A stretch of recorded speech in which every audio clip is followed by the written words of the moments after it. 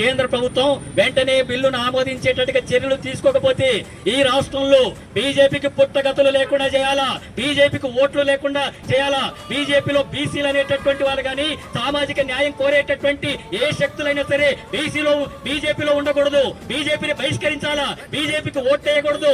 సర్పంచులు కాదు కదా ఈ రాష్ట్రంలో వార్డు మెంబర్లు గెలిచేటటువంటి అర్హత కూడా బీజేపీ పార్టీకి లేదు.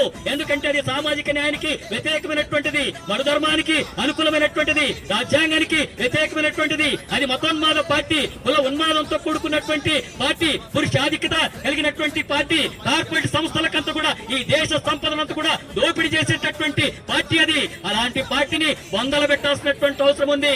ఆ రకంగా శ్రామిక వర్గాలంతా అలగారినటువంటి తరగతులంతా కూడా పెద్ద ఎత్తున ఐక్యంగా అలాంటి పోరాటాలకు మనకు సన్నద్ధం కావాలని చెప్పి తెలియజేస్తున్నాం.